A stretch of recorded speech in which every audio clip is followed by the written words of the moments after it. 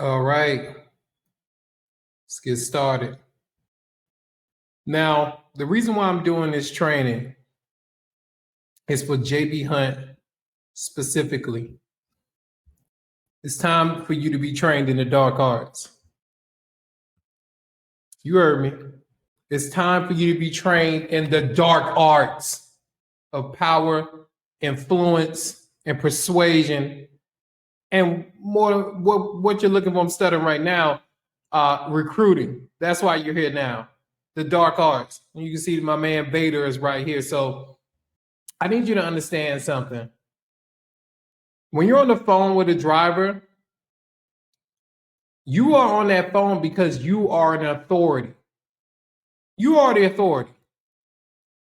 You need to get this through your head that when you went and interviewed for jobs, you put on your best clothes, your best business outfit, suit, tie, whatever, pantsuit. You went with your clean resume, whatever. You arrived on time. You had a respect for the person doing the interview. The problem is you don't keep the same mindset when you're talking to these drivers over the phone. You do not put yourself in the place of being the person conducting the interview. You do not.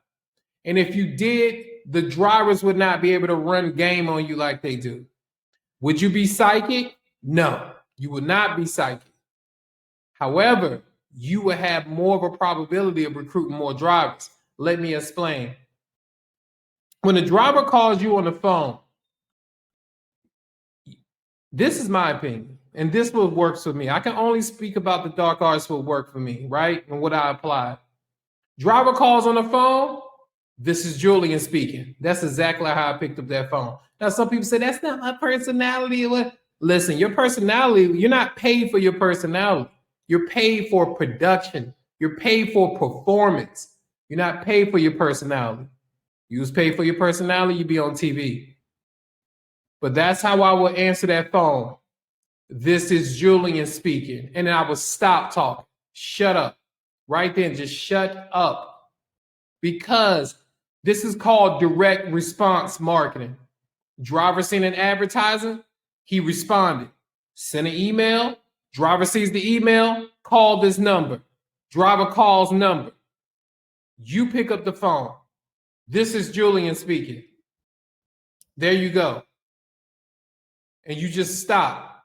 Now the driver will begin to speak, right? You send me an email. Yeah, I did send you an email because you applied for a job. It's always going to go back to the driver. You are always in leverage because the driver is contacting you.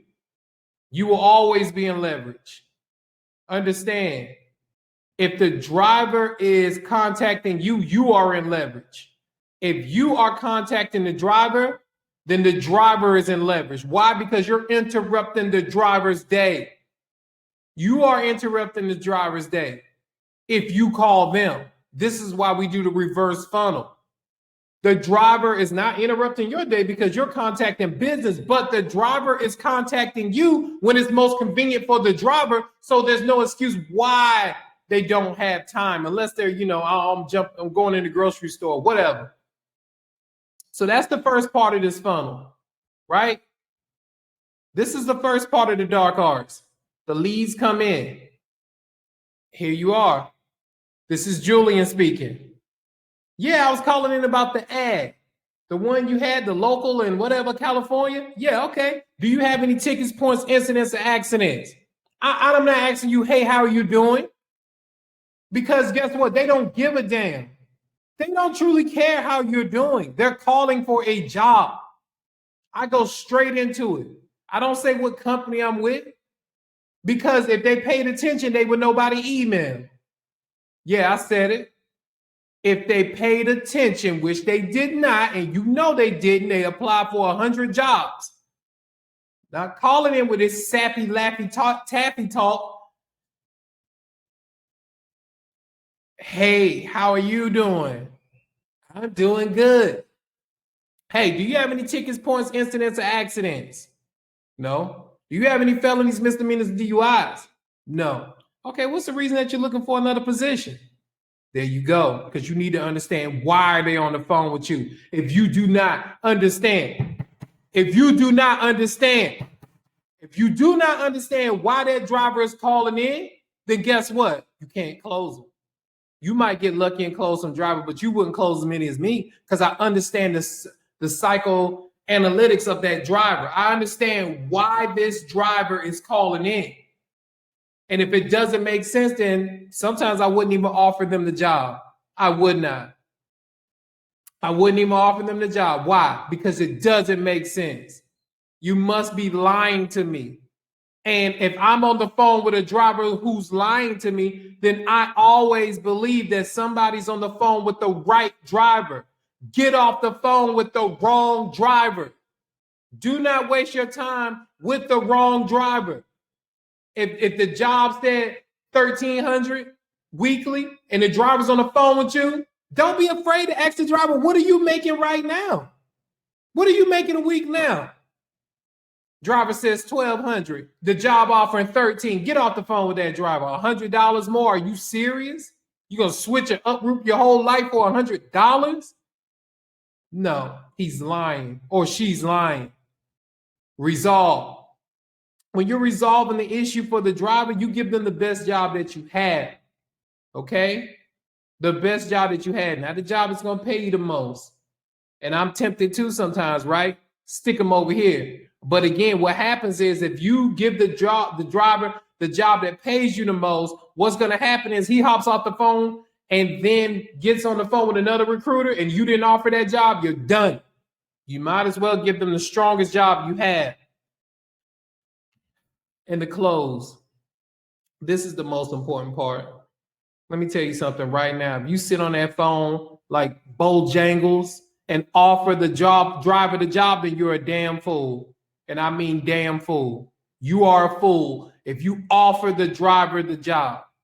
If you offer the driver the job, you're a damn fool. Let me tell you why. And I know this could be blunt or harsh, but these are the dark arts. And the dark arts make no apology. If you sit there and tell the driver, do you want the job? When the last time you've been on a job interview and the interviewer asks you, did you want the job? They do not do that. They wait till you leave and make an offer. That's what they do. So you should never be on the phone offering a driver a job. What you should do is explain the application process. You should go through the process with the driver on how we apply for the job. Okay, Mr. Driver, we're going to use JBM for the example. Okay, driver. Hey, what we do in this situation, and you include the driver in the scenario because this is psycho-cybernetics. This is what we're doing. This is called influence. You use the driver. Hey, okay, so what we do is that I take your name, your email address, and I contact JB Hunt's schedule orientation manager. And what we do is we get them on the phone. I hang up the phone. I did it out of order. But you know what I say is hang up the phone with you. I call you back in 1 to 2 minutes. Now that's on a good day, right? With the whole time. But I call you back in 1 to 2 minutes. The phone call is going to come from a Little Rock, Arkansas area code or a 1-800 number. That's going to be me and the schedule orientation manager on the phone. And we're going to go ahead and get the ball rolling. That's how I used it. And I stopped talking. You stop talking right then. Stop talking. If that driver does not say, hey, let's go ahead and do it. If the driver doesn't do that, get the hell off the phone with that driver. Let it be some cold, dead silence on the phone. I'm not even joking. It should be cold silence on that phone to the point where the driver is like, man, did the woman hang up or not? Because I'm gonna tell you something right now. And then you can close it a different way, right? Let's say if the driver's on the phone, it's cold silence. Driver ain't saying anything. You repeat the process back to him again. Yeah, that's all we do. We just do that. You just paraphrase it next time. Yeah, that's all we do. We just, get the schedule orientation manager on the phone. That's pretty much it. But you never offer the driver the job. Never offer the driver the job. Why? Because you're offering money. If you went out on the streets with hundreds of dollars in your hand and you offered people the money, what are they going to do? They're going to take your money. They're going to take your money. So when you offer the job to the driver, of course, they'll more than likely they'll say yes. They'll say yes, I want the job, knowing damn well they don't even want it. They don't even want the job. They do not want the job. No, because you know what? Some people are so nice that they're scared they're going to hurt people's feelings. So instead of telling you the truth that they don't want the job, they'll tell you yes and waste everybody's time. We see it day in and day out. Oh, I'm confirmed for February. Oh, no show. How can that happen? He confirmed twice. Well, he changed his mind. Or he was just being nice. We don't know. But that's why you ask the driver why. That's why you ask the driver why. And understand, when you read books like Influence, The Psychology of Persuasion by Dr. Robert Cialdini, then you understand that people are saying one thing and they're doing another because they're being nudged. They're being nudged. Okay? People are being nudged. They're not being pushed, they're being nudged. So what I'm trying to tell you is that you're nudging that driver through the funnel. When you offer the driver the job, you're pushing them. See, you got to understand, money is attractive. You got to learn how to attract money. You can't holler. You got to learn how to whisper for money. Yeah. When you offer a driver a job, you're hollering for money. You got to learn how to whisper because money is shy. Real money is shy. Money is not flashy. That's fools out here with their Benzes and Bentleys and whatever. That's a fool. Money is shy. You can't even find wealthy people. You never seen their money, right? It's in their bank account, hiding. And that's the same way you should be. And understand, when we talk about power, when that driver calls in, when the driver calls in and you pick up that phone, that power phone, you should look at your cell phone as a power tool, because it is. Do you not understand 2,000 years ago they would have died? If you had the only phone on the world, they would probably kill you to get that phone.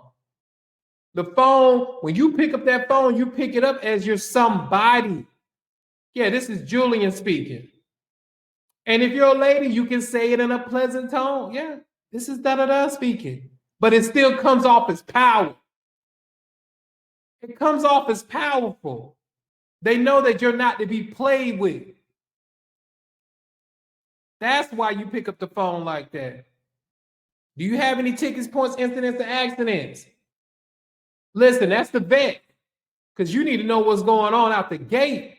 Do you have any felonies, misdemeanors, DUIs? You need to know out the gate what's going on.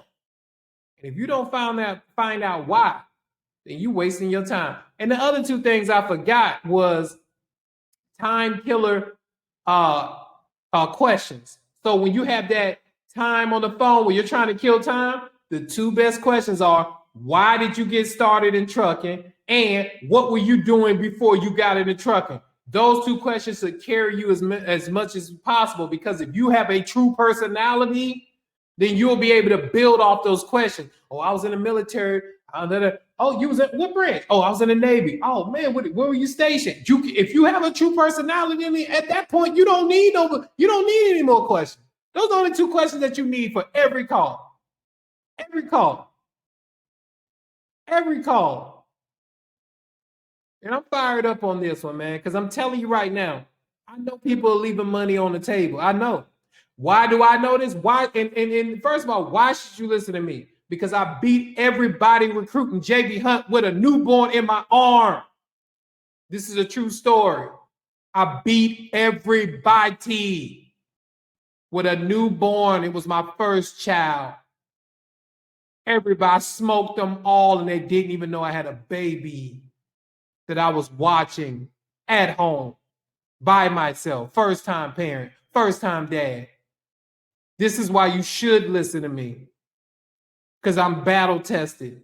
And this ain't the only opportunity I've had success with. Check my resume. Check my resume. Top 10 percentile in the entire country. inside of one company. Number one rep inside of a company the first month on the phone, beat everybody down. Rookie on the floor. Okay? Car sales, it don't matter. Beat up the number one guy. He didn't even come to the meeting the next Saturday because I whooped him up so bad. And I wasn't even trying. I don't even know if it's going to come across funny. If it do, then fine. But I'm making this video for your own welfare. JB Hunt is in hyper growth right now. I've seen this happen before. If you master this tool, you will laugh to the bank. I'm trying to tell you. I'm making this video to help you laugh to the bank. But this applies to any company. But when I'm telling you JB Hunt is in hyper growth right now, this thing is about to blow completely wide open. And I'm trying to put you in the best position. I'm working 7 days a week.